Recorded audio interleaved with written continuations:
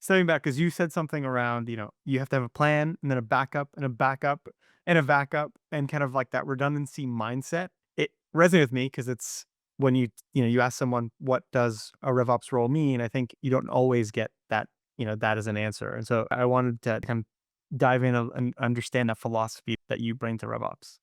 I would say I credit a lot of different people, but certainly I got to do this the most times with Marc Benioff. He has obviously the famous V2 mom process, right? Where there are a lot of things to be said about aligning the organization. I think the most important thing is like every single person feels like they are key to that success.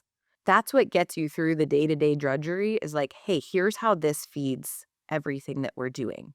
Especially when you're leading an organization through a tremendous amount of change, right? Like we made a lot of changes to comp this year to drive certain behaviors that I hope are going to pay off. And I think we are already seeing behavioral changes, right? You really have to have a lot of faith because comp obviously evolves as the course of the year evolves and you get into later quarters.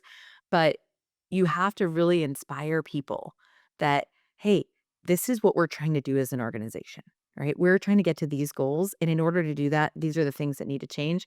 And we're going to make mistakes, right? So you run something for a quarter, you step back and you say, hey, we need to make a few tweaks. Especially in comp, it's like you've got spiffs.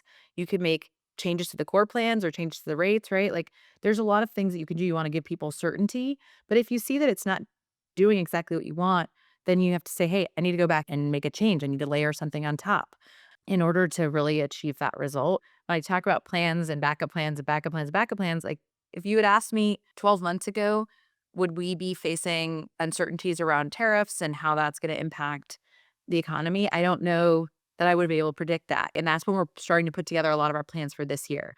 So you want to make sure that people feel like, hey, there's an element of agility that's going to allow us to really still get to the end goal, but how we do that might have to change based on what we see in the market and the feedback that we're getting from our team and our cross-functional partners.